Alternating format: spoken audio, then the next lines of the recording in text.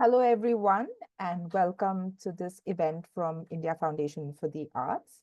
Uh, this is a very special event from the IFA Archive. As you know, India Foundation for the Arts is an independent national philanthropy that supports and implements projects across education, research, and practice.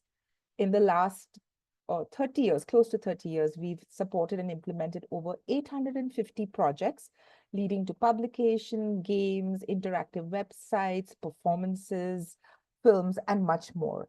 And all of these find a home in the IFA archive that is based in Bangalore, but also available for access online. So today's event is a very special event that we have put together called Date with the Archive. And we are very excited to have Afrah Shafiq, who has been a former grantee and fellow at IFA, but also has her own artistic journey with a variety of archives through her creative process. So we're very excited to listen to her as she shares about her experiences and how archives become a space for speculation, interaction, and play. Before I hand it over to my colleague Bishwadeep, I would like to share a few house rules. We are here on Zoom, and if you have questions for Afra, please put them in the Q&A box, and we'll take them after the presentation. Please feel free to use the comment box to share your comments and feedback and general interactions. If you're watching us on our IFA's Facebook page, you can leave your questions or comments in the chat box on Facebook, and one of our colleagues will bring it here to Zoom. So I'd like to invite now Bishwadeep Chakrabarti, the archivist at the IFA Archive, to introduce Afra as well as today's evening's presentation. Over to you, Bishwadeep. Thank you, Menaka, and good evening, everyone. For our seventh talk of the series, Date with the Archive, this evening we have with us Afrah Shafiq. Afrah is interested in the rupturing of existing narratives, searching for the invisible, and creating subversive, speculative, new ways of looking at familiar things. Her work takes hybrid forms that bring together text, sound, animation, video games, and sculpture to create interactive, sometimes simulated atmospheres to experience and unlearn. She seeks ways to retain the tactile within the digital and poetry within the technology. So today, Afra will be sharing with us her experiments with hybrid forms. After her presentation, Menaka and I will take the audience questions. Now, without further ado, I'd request Afra to please take the stage.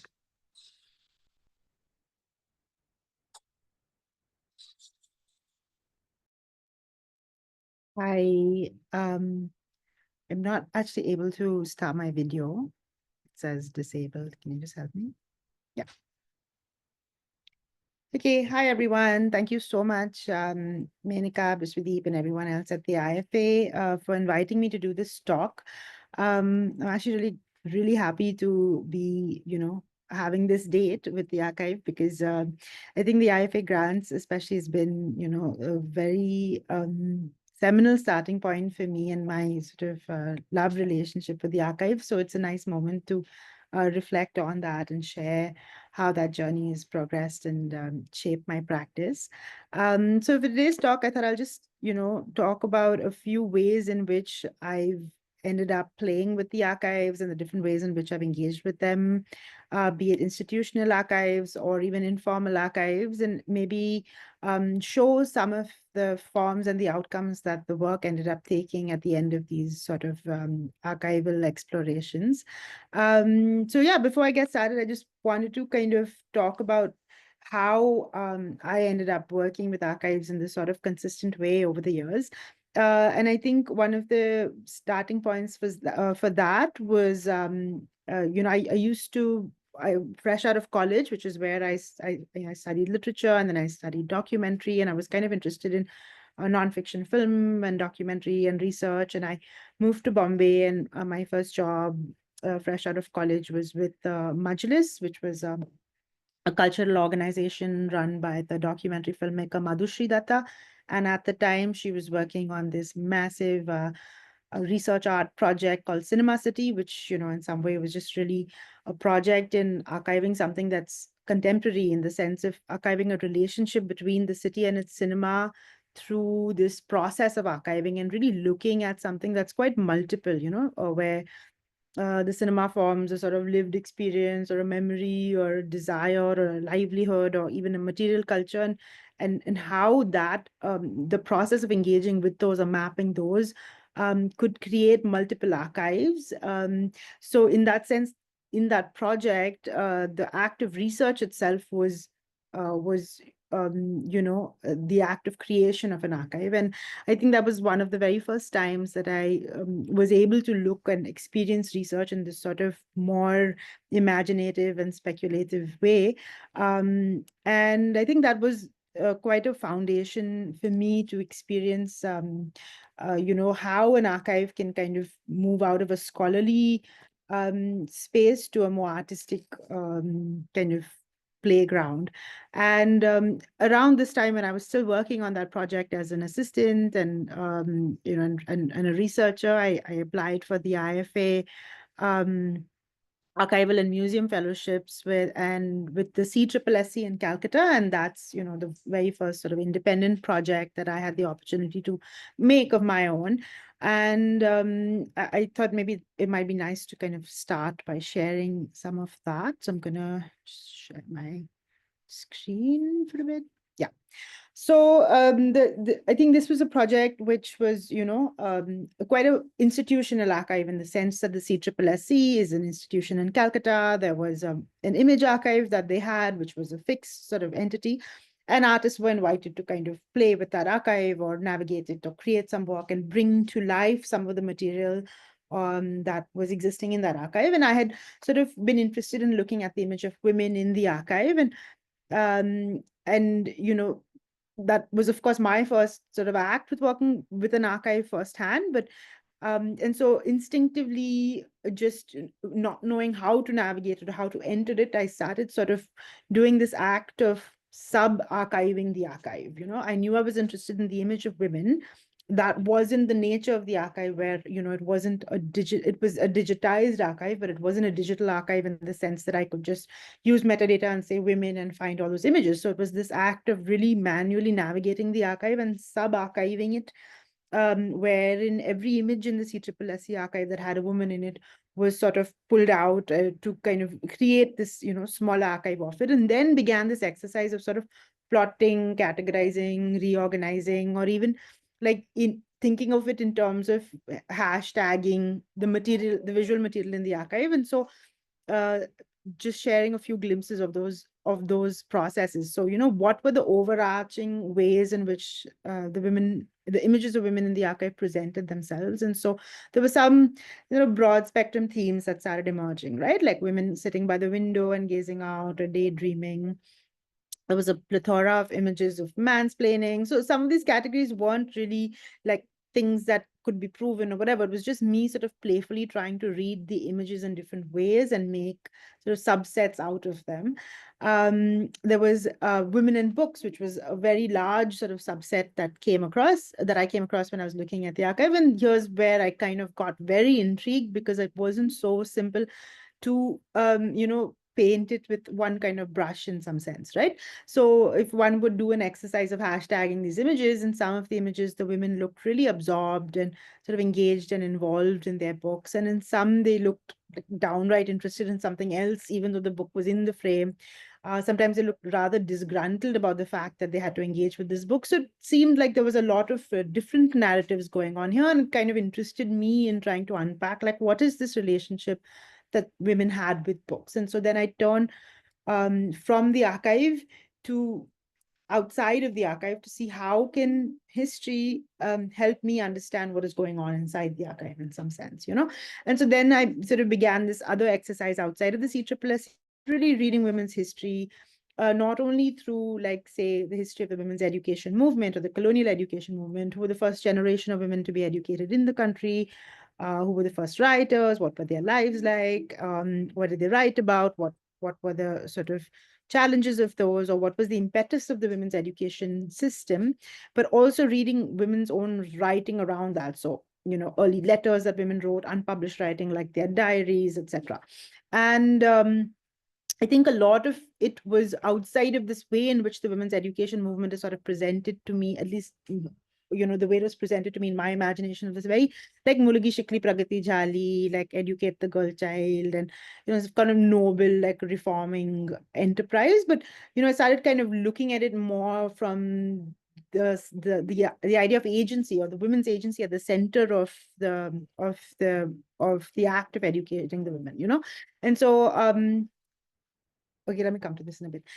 So I think that became this sort of way for me to reread these images. And so I had on one hand, I had some sort of, historical material and readings that I had sort of been collating for myself.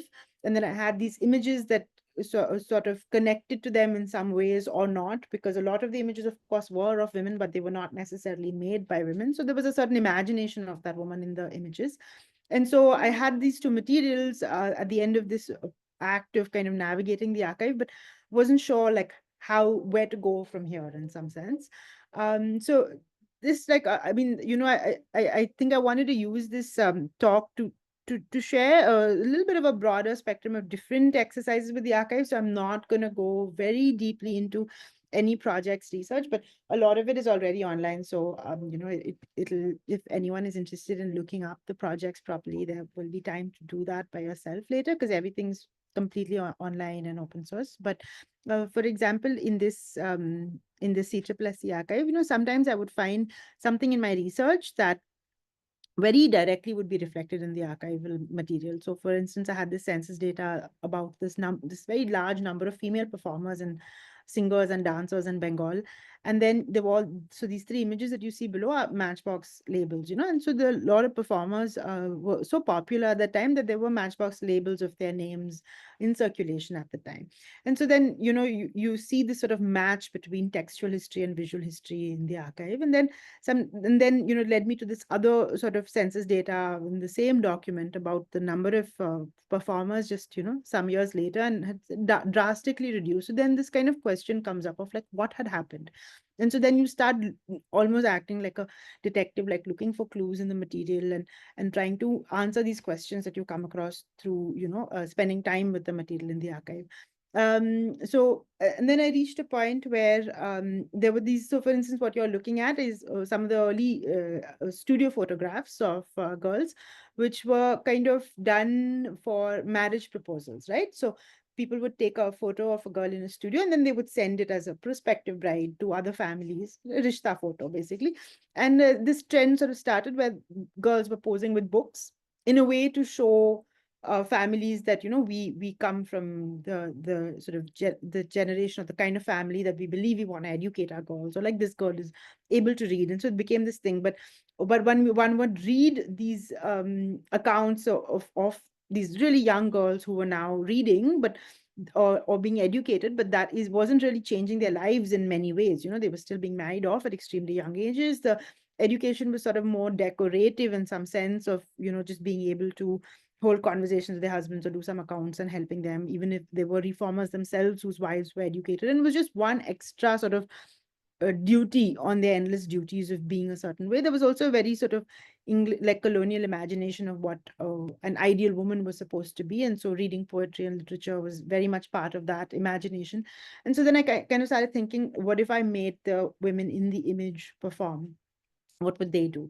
And so I kind of started reanimating these images and trying to like give back the power of it, like of agency to the women in the images itself, and trying to imagine how they might have navigated that moment in some way, and still quite kind of playful. But then the in the end, with all of this material and all these readings and all of the ways in which this sort of essay almost was being formed in my mind of this journey of the complex and multiple relationship between women and books, I was still kind of unsure about the form. And then, of course, in the CCCC archive, not something that I was specifically looking at for my research, but they had a large collection of patachitras, or like scroll paintings.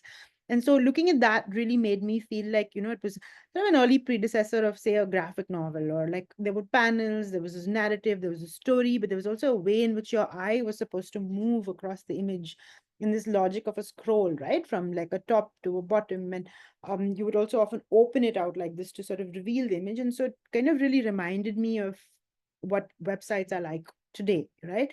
Where a website is sort of something that you scroll through literally, and things are sort of revealed to you as you go through them. There was also like some of the sort of palm parachitras which had these, openable little flaps where the more naughty part of the material is kind of revealed. And that sort of reminded me of this idea of a pop-up in the way that contemporary websites allow for. And I thought that that might be a really interesting storytelling form to embody for this project. And so I'm just gonna share 1 second. I'm just gonna share just very brief view of the outcome of that project, but it's called Sultana's Reality, and it's online on I think the URL we can share in the chat. It's called entersultanasreality.com. And okay, here it is. Yeah. And yeah, so basically this is the website, and it kind of starts with a prologue video, and then it runs into 5 chapters, and then there's an epilogue. And all of the visual material in the project is from the CSSC archives, and a lot of what I shared with you. Gonna take a minute to load, I think.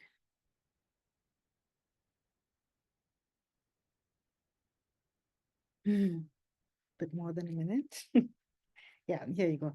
So just really kind of embodying the Patachitra form, but also this idea of a comic, and there are all these like little videos in the middle where I kind of really animate the material in the archive, and then there's this character. So I mean, of course, the title is also taken from Rokhaya Sakhawan's book Sultana's Dream, but it's really looking at like at that time in which Sultana's Dream was written, what was the life of the writer like, or what was that moment in time that led to the writing of this work. And so it kind of really looks at I women. don't know about everyone else, but Afra, I can only see your folder. I can't see the Oh, website. I'm sorry. Okay. The Oh, sorry. I'm Okay. not sure if it's my now we can see it. Thank Okay. you. Okay, thanks. So yeah, this is the website, and here is what I was talking about earlier. It kind of runs into 5 chapters, and a opening and a closing sort of video. And it really kind of looks at this idea of like falling into this vortex of women's history and what it is that we find.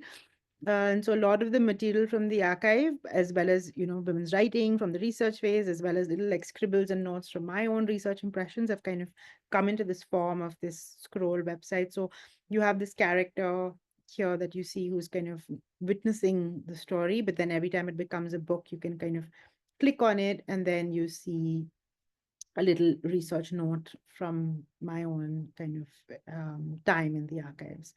And that's kind of how you navigate it. And every chapter is a different moment in history. It starts with the Andar Mahal, and then it kind of, proceeds into different moments in the relationship between women and books, ending in a sort of contemporary chapter of women writers in the country. I'm gonna stop here, but yeah, the website's online, so you can spend some more time with it whenever you feel like. Yeah, so this was kind of the first project that I worked on, and close on the heels of this project was another. There was a fellowship again that I'd kind of been invited to be a part of, and it was somebody who'd seen this work and then had invited me to be part of a research fellowship, but this time it was set in England, in the north of England. And so it was this network of museums and libraries and archives that wanted, it was 100 years of the suffragette, and they wanted somebody to kind of work, they wanted to invite South Asian artists to kind of work with the material there, in make some work that was based on archival research and around the lives of women.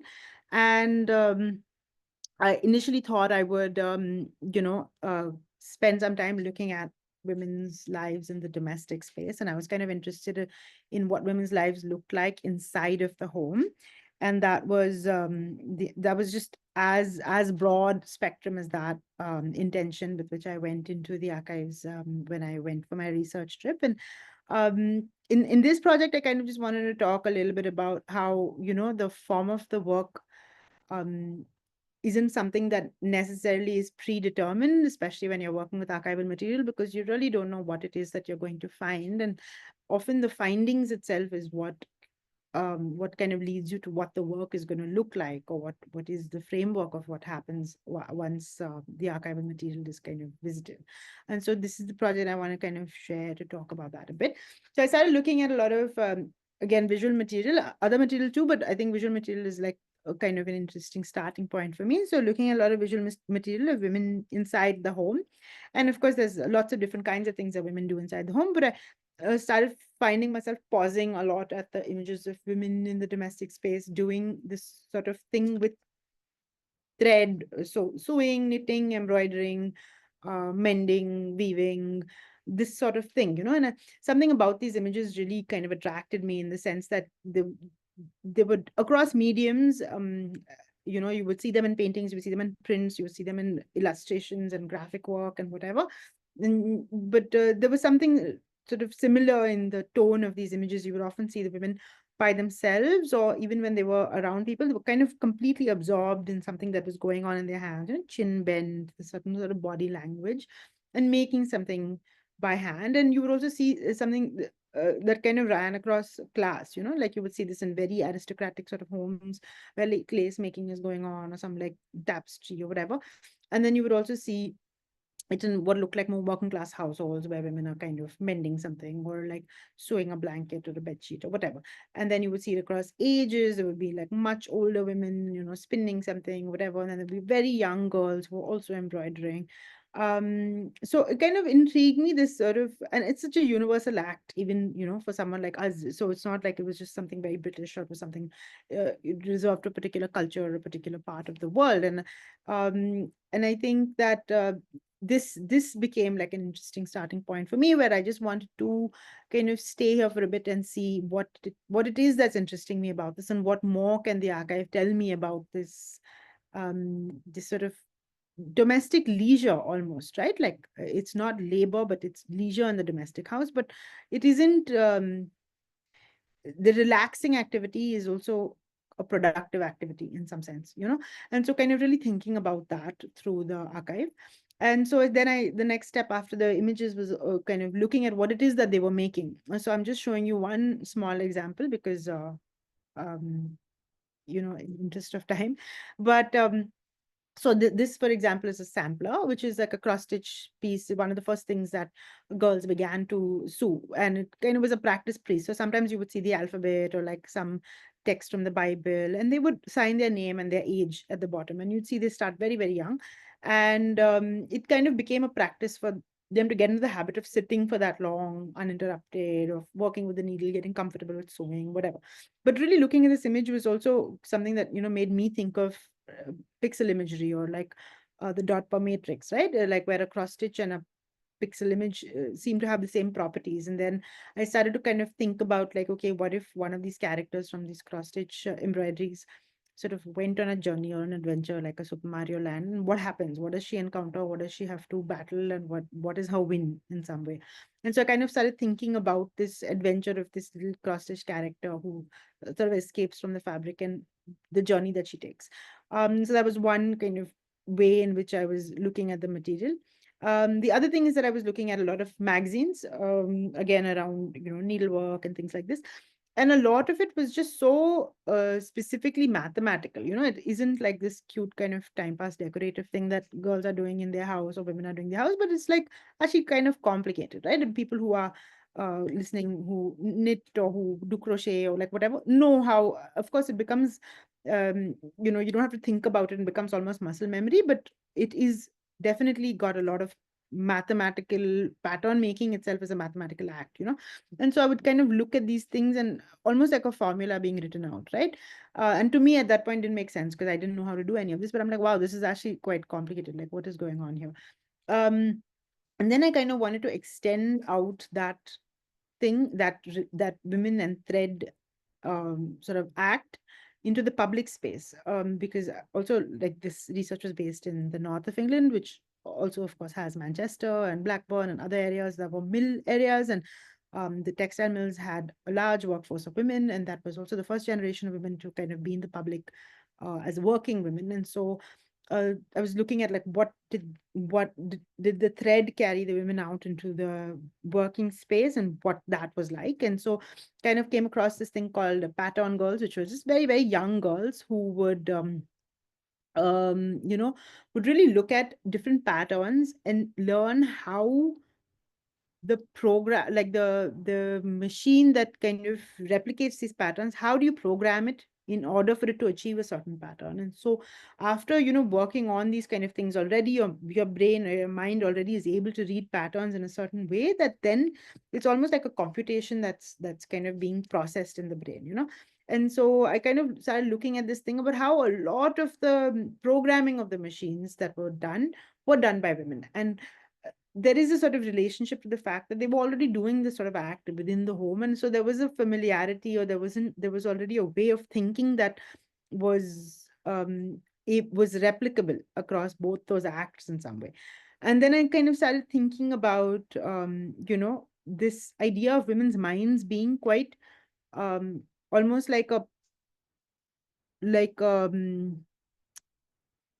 being conducive to thinking in a programmatic language. And what does that mean exactly, in the sense of, you know, like they say that if I'm thinking about the computer and how the difference engine is something that, you know, was made by Charles Babbage, but it was Ada Lovelace who kind of wrote the first program, and how she was sort of inspired by the weaving loom itself. And I mean, it's not like a new sort of idea that there are weavers and coders who kind of overlap a lot, but really looking at what it is about domestic life that can be translated into um, a program in some way.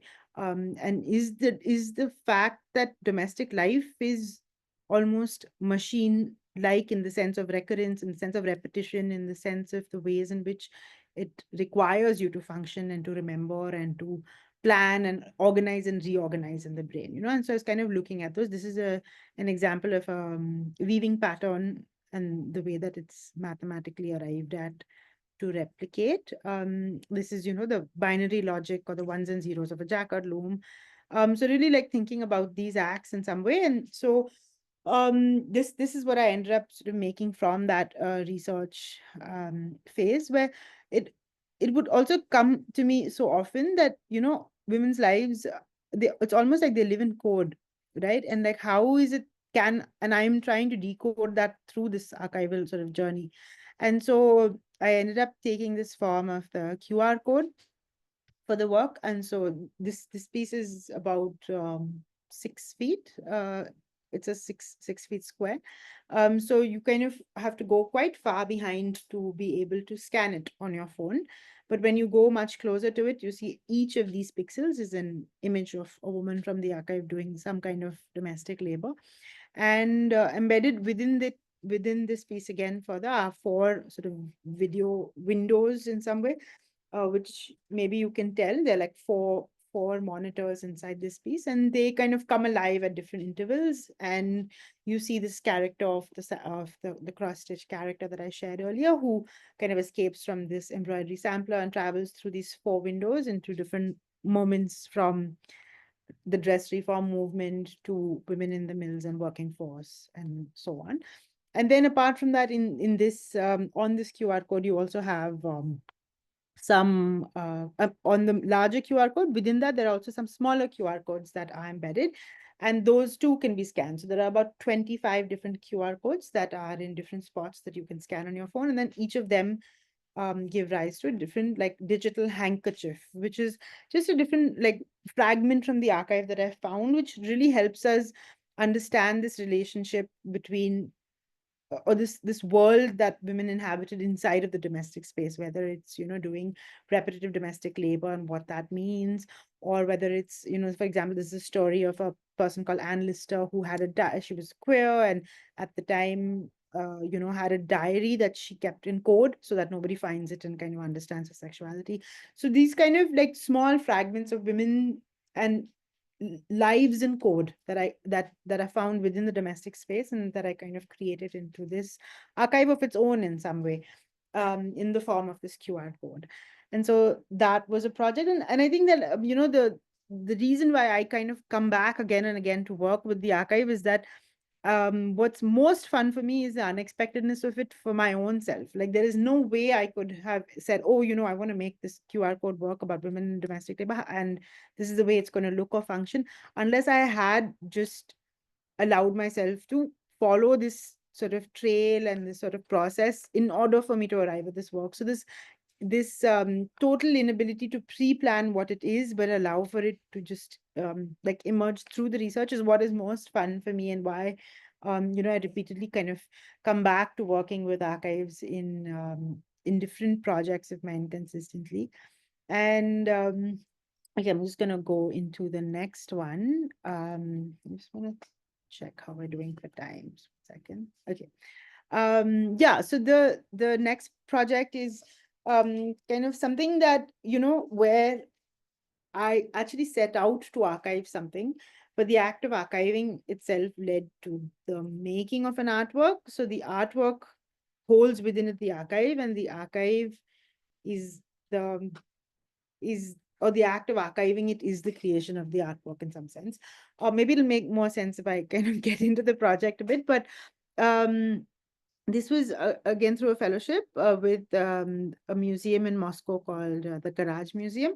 And I had recently come across, I mean, we were talking about this just before the talk as well. A lot of you might already be very familiar with children's books from the Soviet Union that were very popular in India in all kinds of languages, and between what was considered the Cold War years, so 60s to like mid or late 80s. But I wasn't really like, I didn't really grow up with them. I grew up in the 90s, so I had a few books that were Soviet books, but I didn't understand them in this kind of large phenomenon. And I'd come across them quite recently, and through someone I knew who had a collection of, I mean, an informal collection of a couple of the books, and I'd seen them, and I was blown away by how beautiful they were. And kind of joined this Facebook group where a lot of people who grew up with these books kind of shared their memories of it, or shared some images from books that they still had. Some of them were collectors in the sense of not like art world collectors, but like hobbyist collectors who had some books and were looking for other books to kind of add to their collection. And they would be like, oh, I want to get this book in all titles, or I mean all languages, or like I want to complete my set of this or that. And I was kind of just interested in the books themselves, but also in this like very loving sort of way and enthusiastic way in which they were spoken about in this Facebook group. And around this time is when I had got the fellowship with this museum in Moscow. So I was like, okay, this is something I want to explore.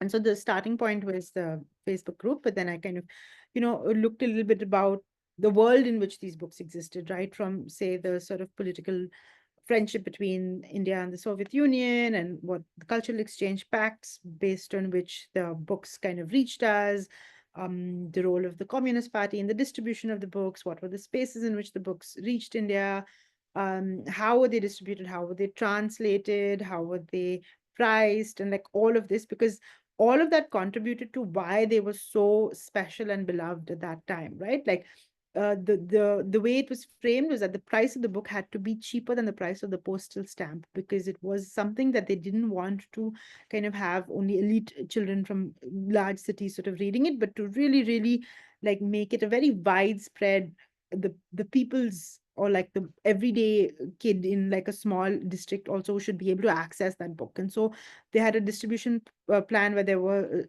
shops in different cities, but then there was also a traveling van that went to smaller places. And so you knew that, okay, on the second Friday of the month, it would come here in my city.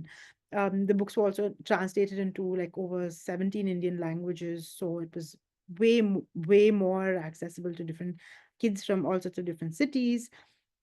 And so I was kind of looking at all that, apart from the books, a lot of paraphernalia of the relationship of this like sort of Indo-Soviet friendship, or the moments that led to like outside of the books also, what were the other things in terms of like stamp collections, is like Hindi Rusi Bhai Bhai sort of sloganeering. And then I started a sort of a field research project where I traveled to different places.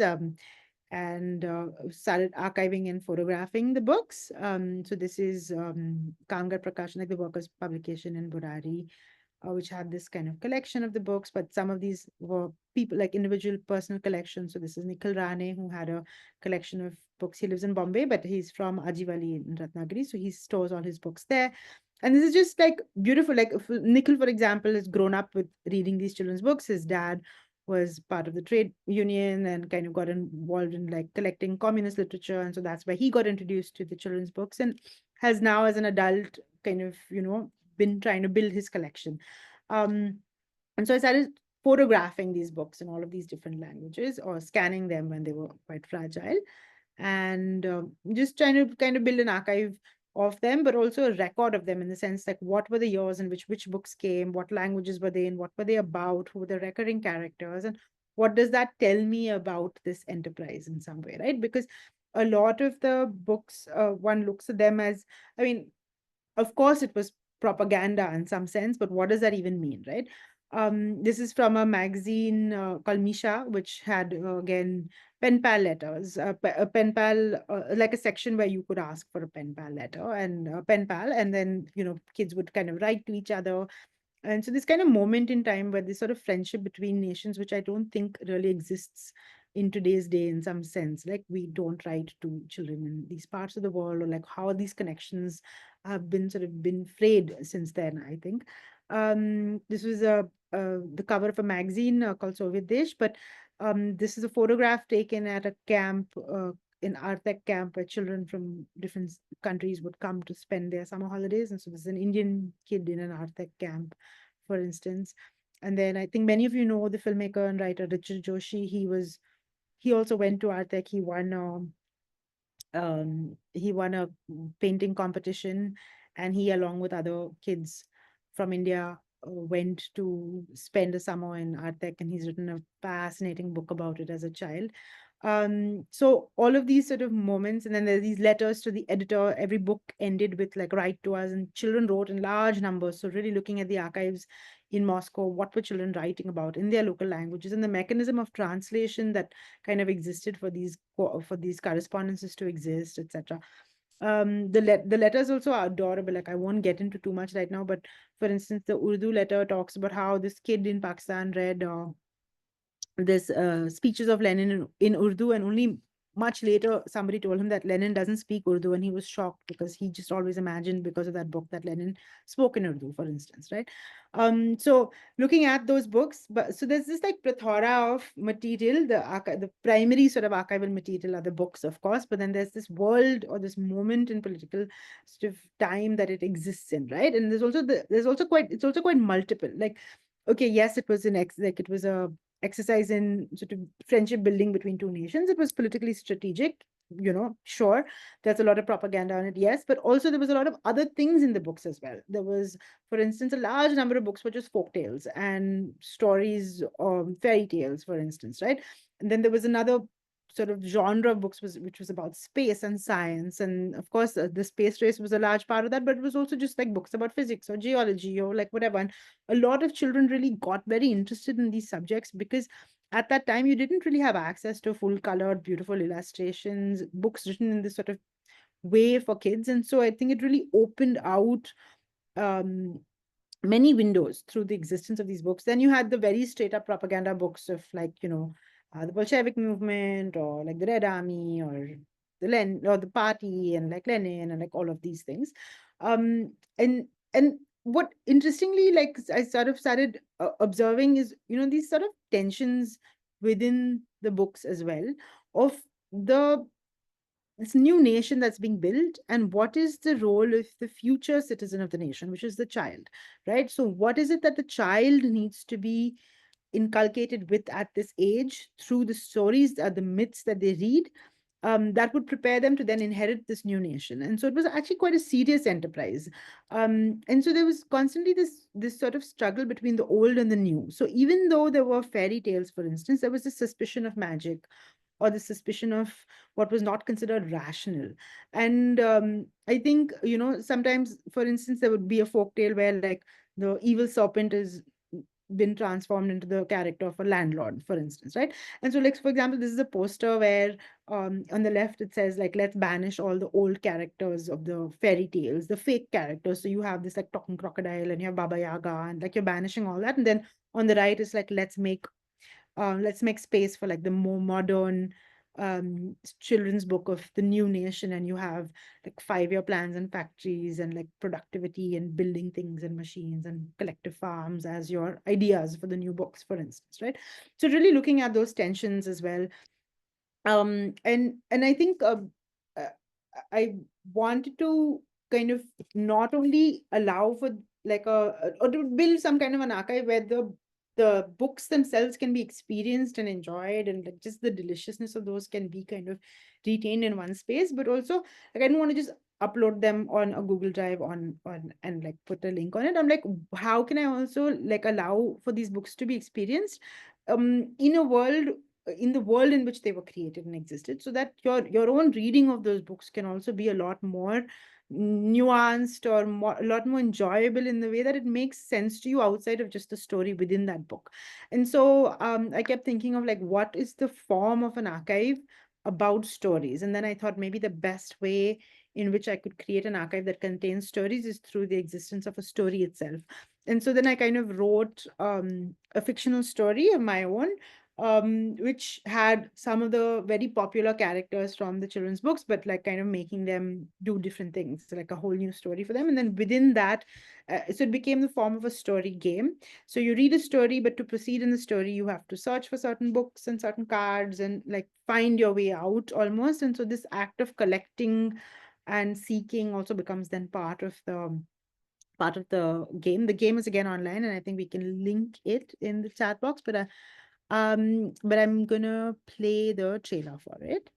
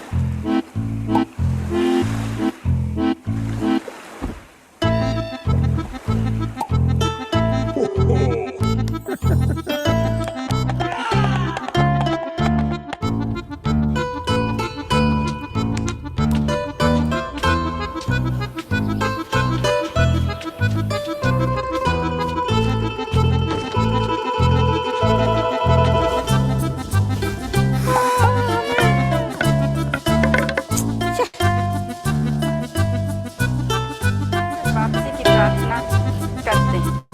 आप सबको मेरी शुभकामनाएं।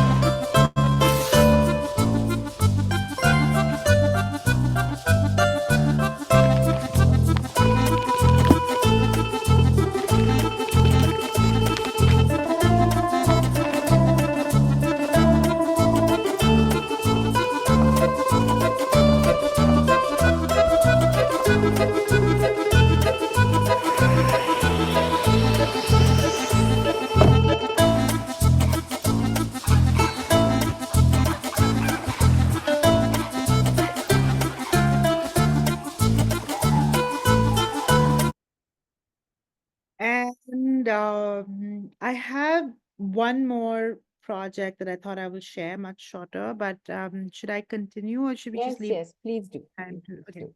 Okay.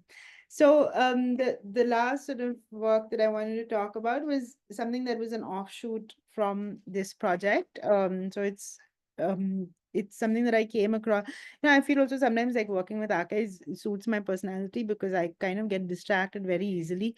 And you know, I'm supposed to be doing something else, and then I end up doing like another thing. And so I think because there's so much in the archive that you can keep, it's so rich, and you can keep kind of, you know, finding new things to kind of run down this rabbit hole. I think it works really nicely for me, where one thing kind of always leads to the other and to the other. And so in this while I was working on this project, I kind of started noticing this red and white embroideries in the illustrations of the book. So sorry, let me just go into the next Yeah.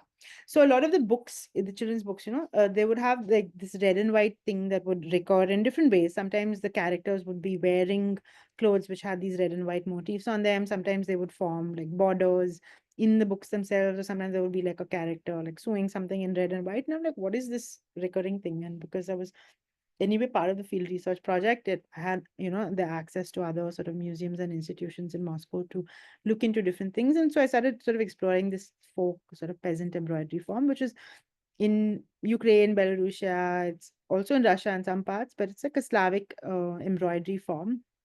And it was sort of a folk form. And then when this Orthodox Christianity came in, it was also it was something that women did, a ritualistic embroidery, almost had sort of a spiritual place or like a sacred space. So it was when Christianity came in, it was often found with the altar, but it was also part of more like pagan traditions where there were rituals around fertility or on the marriage day, for example. These fabrics that were embroidered, these scarves or shawls, that as they were called, were held a very seminal kind of role in a lot of rituals that were around um, women's fertility or marriage. And so I got kind of quite interested in that. And I mean, they were also done for deaths and births. And so there would be a funeral one, or there would be one for a baby that was being born, etc. And I got quite interested in this because, it was interesting because for me, there was a storybook on which there was an object, and then the object itself had its own story embedded in it because they were made by women. And there was a lot of narratives in the embroideries. They weren't just decorative in some sense. And so they kind of became a precursor to storytelling before, say, the written story form.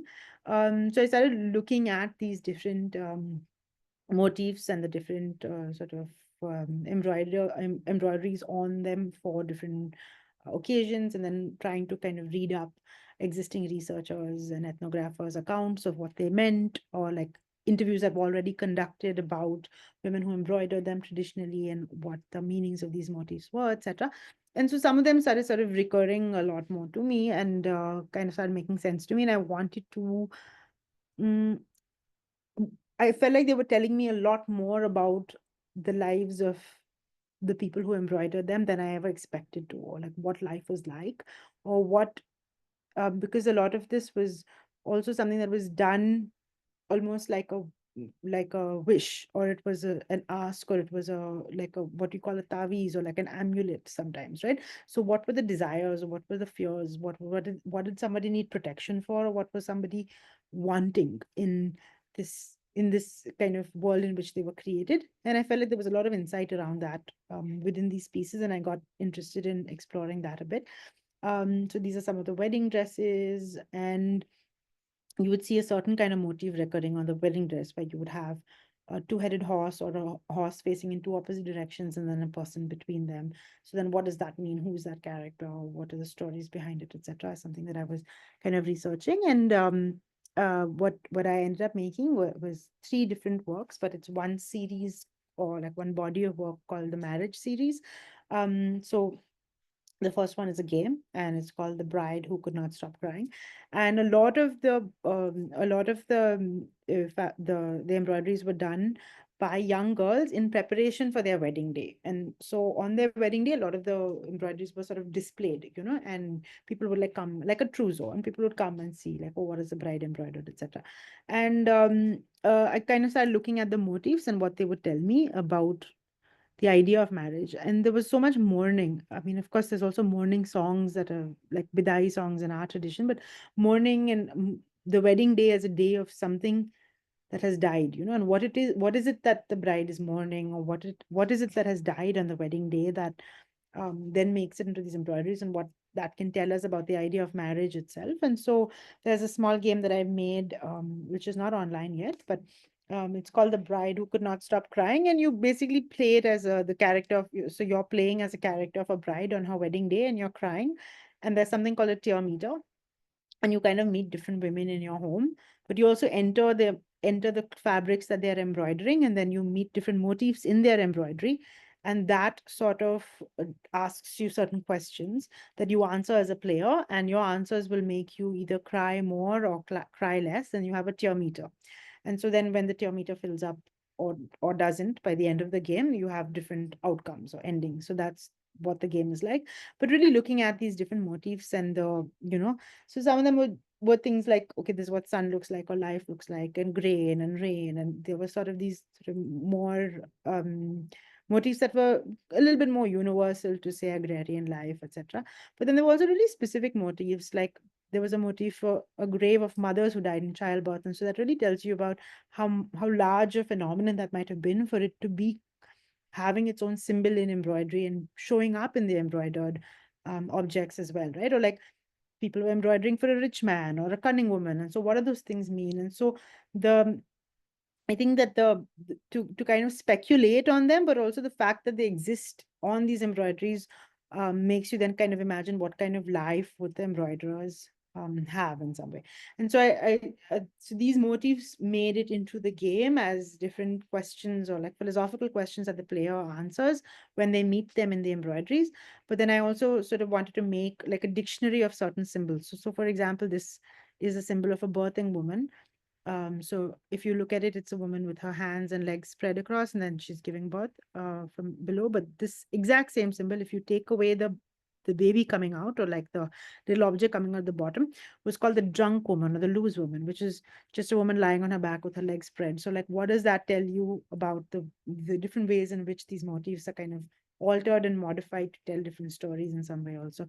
Another motif that I was looking at was the mother and child, or the pregnant woman. So like in the first one, you see there's a woman with a baby inside her, and then the second one is three generations of a grandmother, a mother, and a child. And it kind of keeps morphing until you reach the motif of what is called the sun, the motif of the sun, which is on the extreme right, which is the sun motif with a dot in it.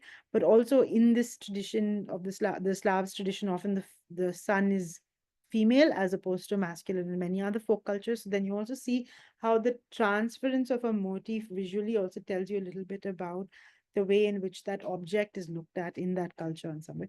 So these are some of the outcomes of that project, where the game was one, and then this was a series of different kind of like a morphology or like an evolution of a certain symbol into its kind of bare decorative form, but where it kind of begins, and like it's almost like shorthand, right? Like you don't need to write the whole word if you write the symbol when you know what the symbol stands for in some way, but to kind of trace that movement or that progression of it.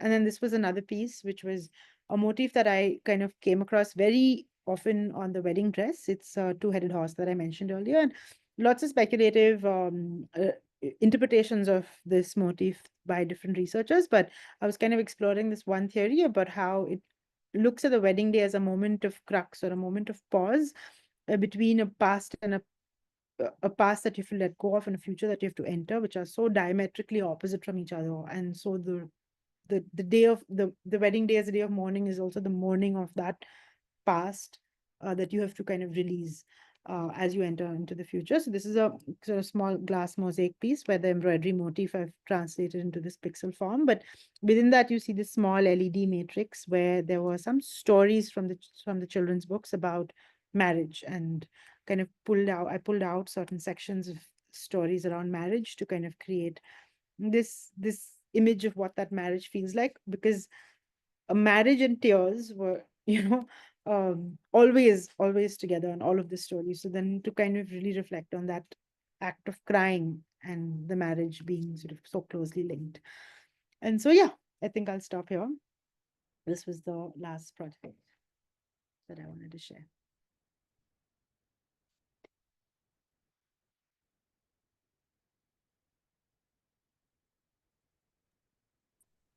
Thank you, Afra. Thank you for taking us through your journey. What is very fascinating, I mean, there are a lot of questions from audience members, which we will take shortly, but I'm sure Bishwadeep and I, has some questions, a few questions for you as well. What I find fascinating is, I'm seeing your work.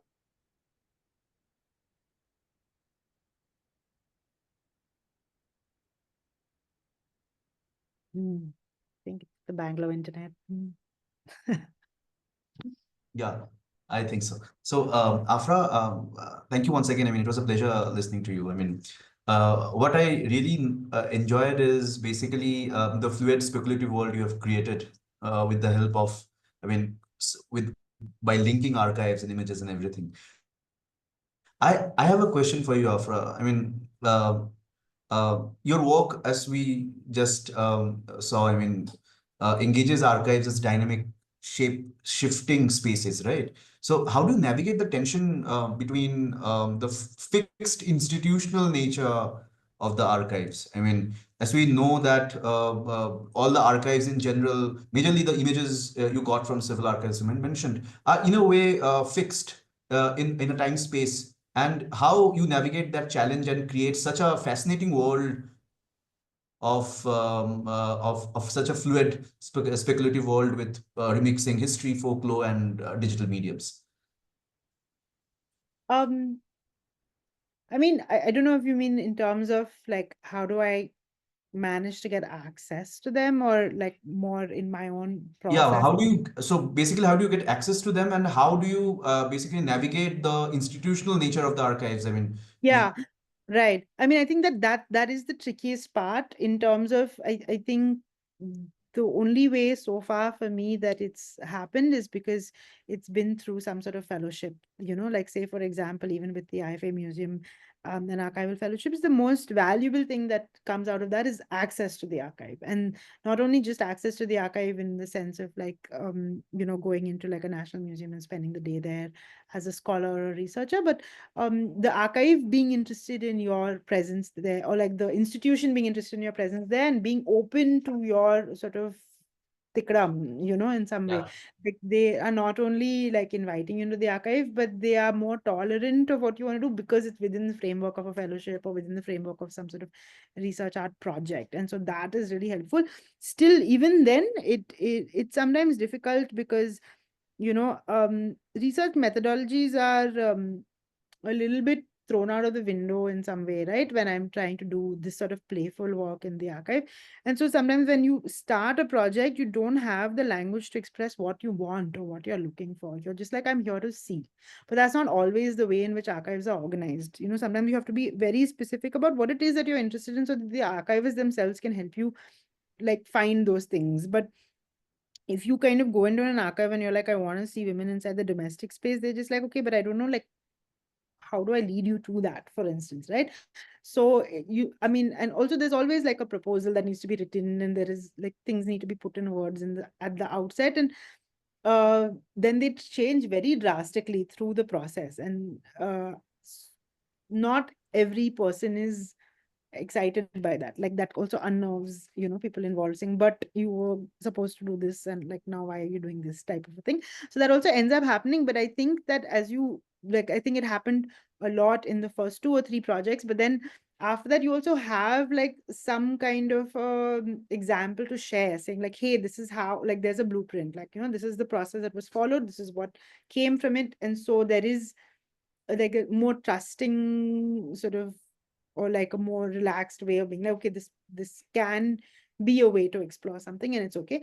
But outside of like having some sort of formal institutional connection already, it's damn hard. And I also feel like it's not necessary, or like institutional archives are not the only archives, especially in like South Asian context. So many things in our like world are not archived, unfortunately, extremely precious things. And I think like I've become a lot more interested in exploring that. For instance, like what are your family's archives like, or like what are the city as an archive, or like other kinds of sources of archives that are not so already um and not so already studied and looked at, and but what there are archives abound everywhere. So it's also about you broadening your sort of vision of what it is that it consists of an archive in some way. Thanks, Afra. Sorry, I dropped off. But what I was saying is it's very interesting. What I find interesting about your work is this connection that you inadvertently make, and maybe now more consciously, with codes, patterns, and algorithms in when you're looking at material. And there are a lot of questions in the Q&A and with audiences are asking primarily about your process and how do you get to that final, outcome, because there's so many options. But I wanted to step one step back and talk about two other works, and I know they're very different because so far you've spoken about works from the archives and inadvertently experiences of women in some way, but you also went into looking at patterns in nature, right, with your more recent project. So I was curious if you wanted to speak about, especially now when we're talking about the human, the non-human or nature, and we're talking about machine learning and artificial intelligence. Just if you just wanted to share a little bit about that or comment about it. Yeah, sure. I mean, I think that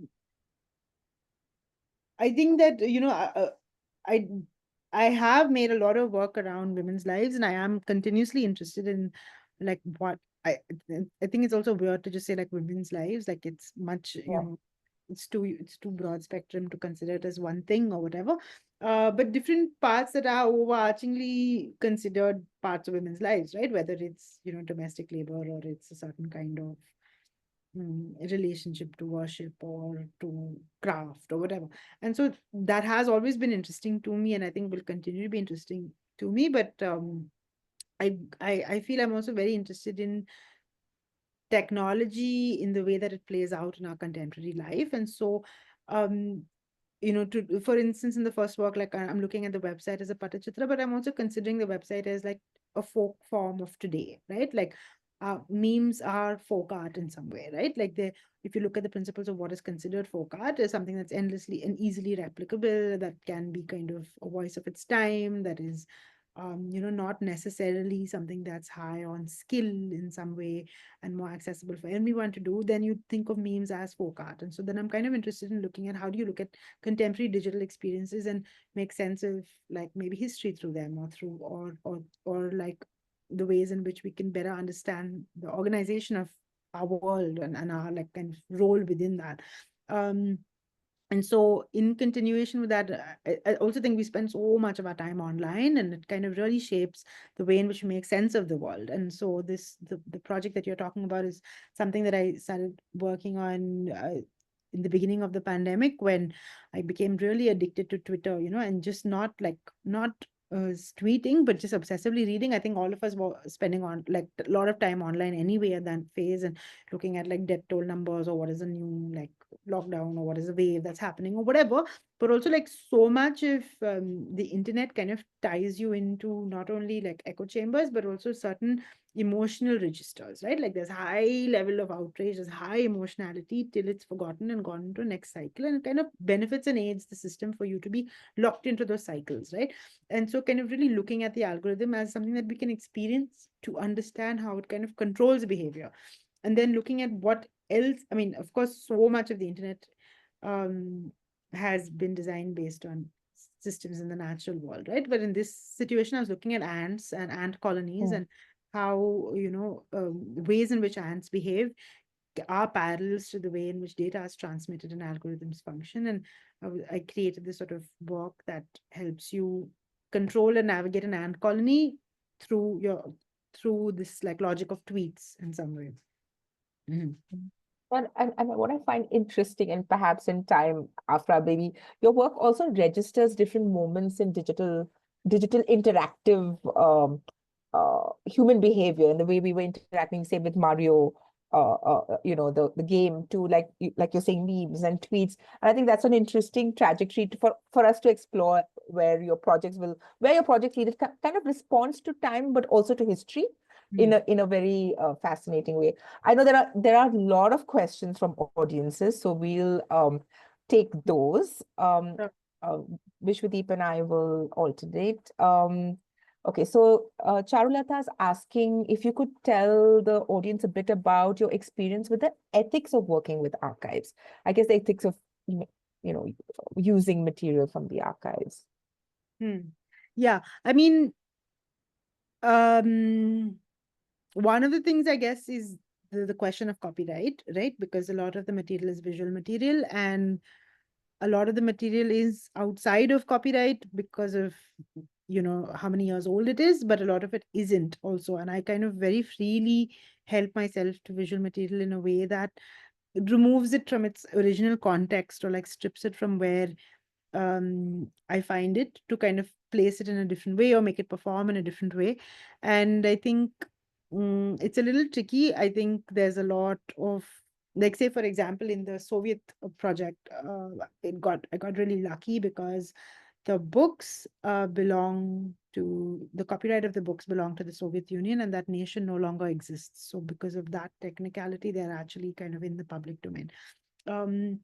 With other works, for instance, you know, I've had to kind of go into like release forms and having, and it's a lot of paperwork because the number of images are quite large. And so then, you know, what are the images that the institution has the rights themselves to release and doesn't, and if the copyright is with someone else, then we just kind of drop the images. So like all of that stuff is very much part of it. I think that's more like a technicality, but the ethics of working with it in the sense of, I don't know, I think that as a, it's the same way in which one would think about it as a, say, documentary filmmaker, you know, because I often look at the archive as almost like say it's footage in some way, right? And like somebody has shot some material and now you're editing it, or you've working with found footage, and now how do you frame that? So I don't think there's anything very objective about archival projects in the same way that there isn't anything so called objective about the documentary, right? Like you're framing an argument or an essay or a sort of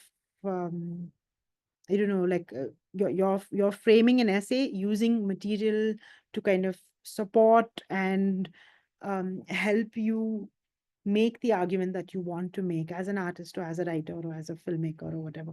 And so I think that the ways in which you use that material true to the context is not always possible. Like there is no such thing as, you know, the material is being used true to what it was meant to. Part of working with it is bringing it out of its context, and that is something that one, I feel, maybe should not pretend to do otherwise. And I think that that might be something that could, but I don't know what the ethics in like a larger sense of like expecting it to be true to like factual like sources or factual like origins in some way of working with archival material.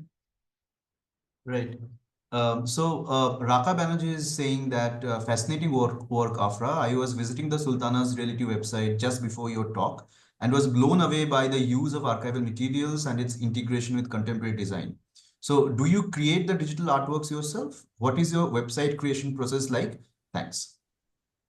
Yeah, in Sultana's reality, yes, I did make everything, all the like videos and the visual material and the collages and stuff myself. And then Prathamesh Pai, who was a programmer that I work with quite repeatedly in almost all my projects, he did the programming of for the website.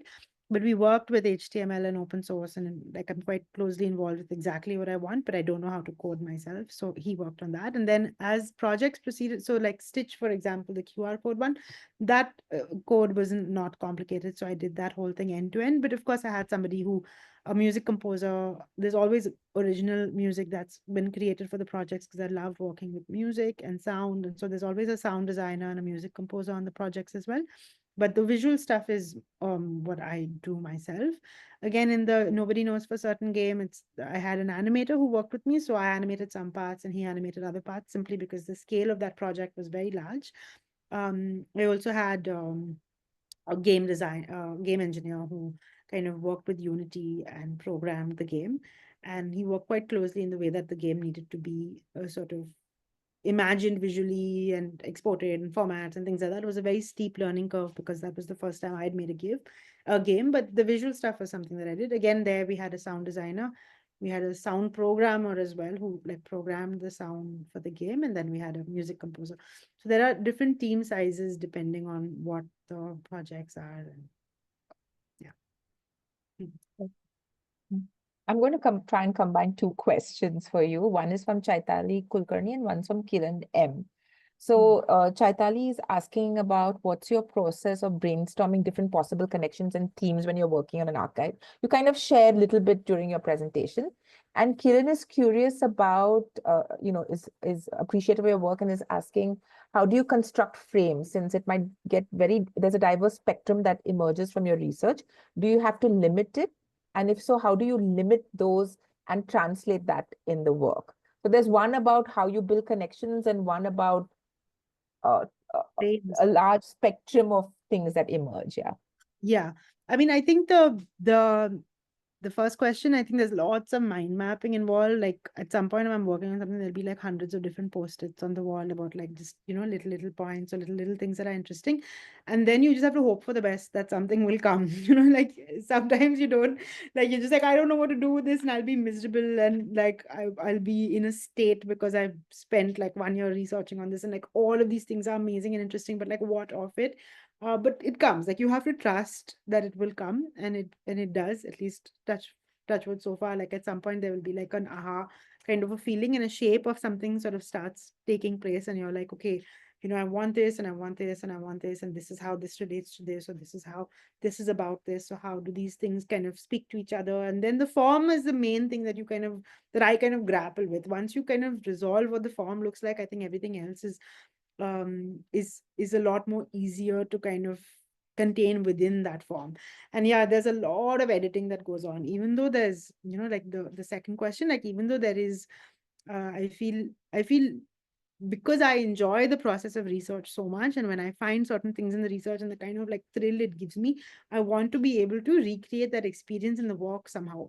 So the works themselves are emulating the research process, and so it's very journey like, right? Like where you as the viewer are also able to be the researcher, and you are able to find certain things, and you may not actually find everything, and they're all kind of hidden, and you have to make these like efforts and connections by yourself. And so I feel like the emulation of that journey of mine is the intent in the finished work as well, often. And so there is also a lot of editing in that, because even though they're kind of encyclopedic, you can't have everything into everything. And so the editing happens, and then like sometimes when I open out like a hard drive of an X project, when I need to prepare a talk, something, I'm like, oh my god, there was this whole section like in the Nobody Knows for Certain game, like there's so many things that I'd even animated and designed and written, and then we didn't really put it in because at some point you also have to hard stop things. So that editing kind of process is tricky and also essential, I think. And difficult, I'm sure, but like you said, essential. I'll just connect one more question, which Chaitali is asking. And this is about, you spoke about working with different other experts. Chaitali is asking, what tools do you find particularly useful in finding the right resources once you've figured the direction you want to explore?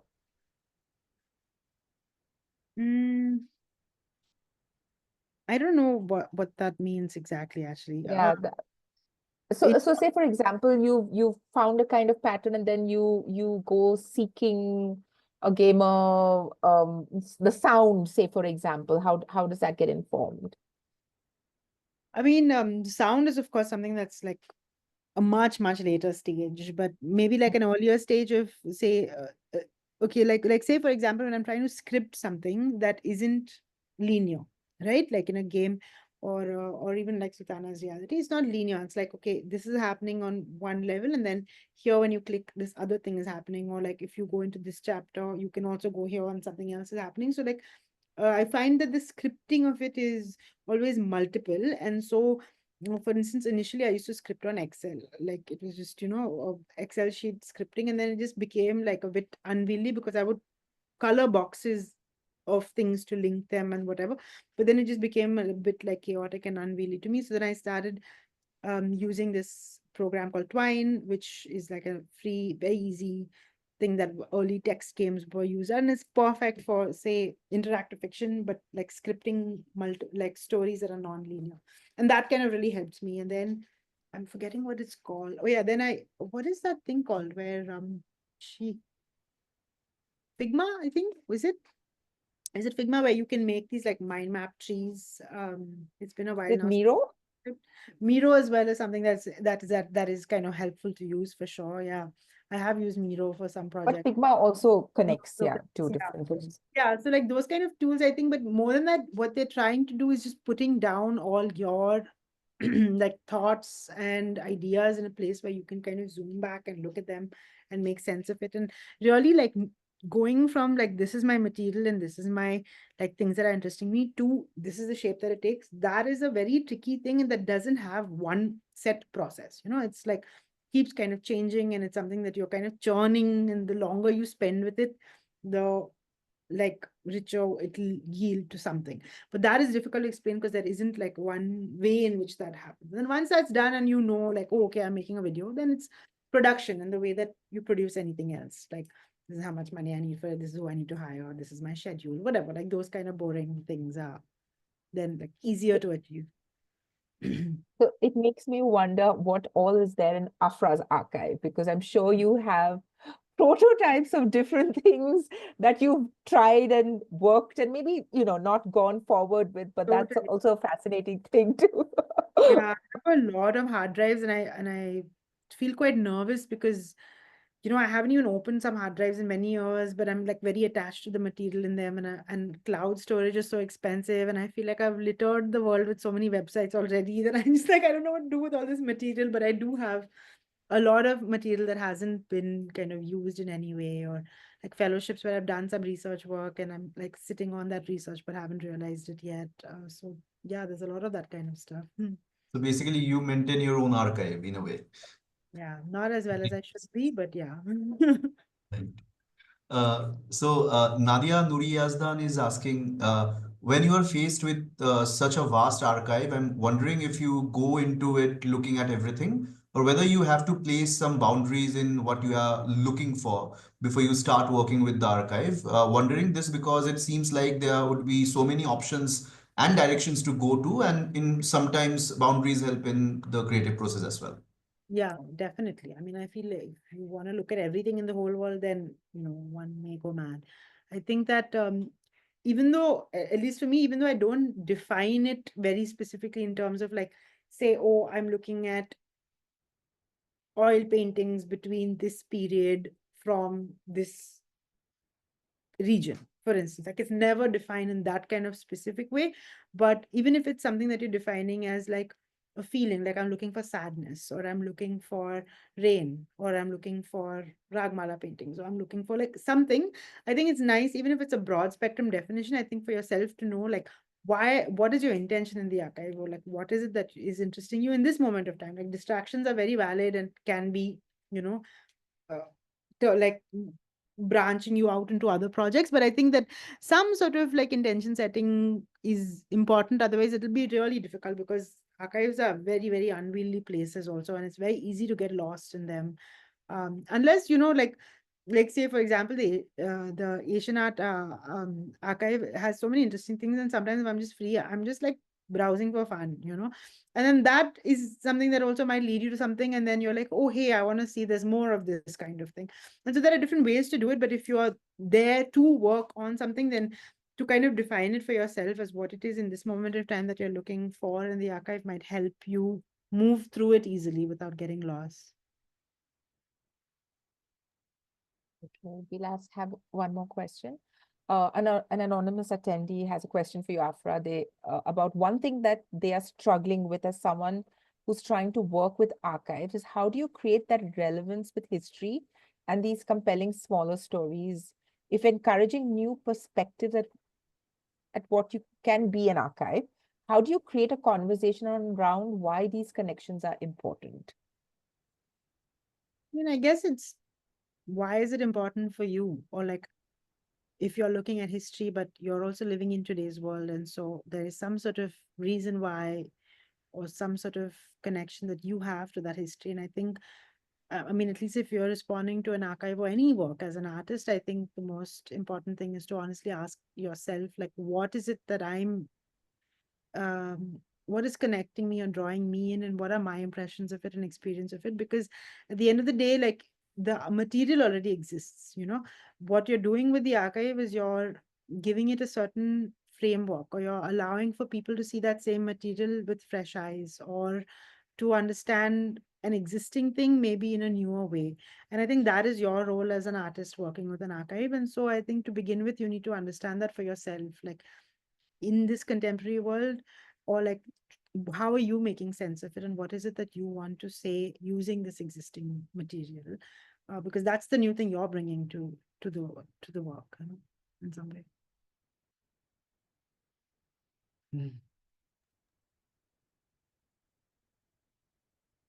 Thank you, Afra, for oh, there's one more question One that's more. come in.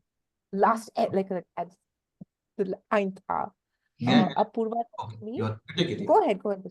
No. Ragi is asking, how do you put multimedia archival material in one place for you to see together and let the narrative build spark? Because if archival material is physical and digital across different media, getting a whole view seems challenging. I mean, like this Slack and Miro kind of things are helpful, but yeah, I mean, say suppose you're working with video material and text or whatever, it's tricky. It definitely is tricky because you don't always have the tools to do that. Like sometimes I just feel like going tactile helps me. Like I'll print out a lot of stuff and like cut it and like stick it up, and like it just makes it easier in some way, because they're not always the tools, especially if you're working like across different multimedia forms, right? And I think you have to make things up as you go. I know that there's like some newer programs, but I haven't done this in some time. I've been like a little bit on a hiatus the past few months, but I've been kind of bookmarking some new programs that allow you to do stuff. And I think like it's not so much about the tools, no, it's just about like for your own brain to be able to process things. So even if it's just, screenshots and grabs and markings on paper, then just like slapped on your wall, sometimes that's also all that could help in some way.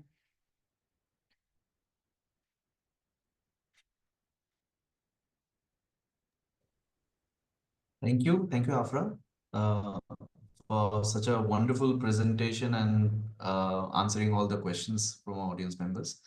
It has been a pleasure spending this evening with you, and thank you again for engaging us so deeply and sharing such a wonderful talk. And also thanks to everyone who participated both on Zoom and on our Facebook Live. This session has also been rewarding thanks to your insightful questions. So do listen to the IFA Archive podcast, which is a new addition to our public engagement, which is available on Spotify, Apple Podcasts, or wherever you get your podcasts from. And also do follow IFA on Facebook, Instagram, and YouTube for our upcoming updates and events. Thank you, everyone. Thank you, Afra. Thank you, Afra. Thank you, everyone. Bye.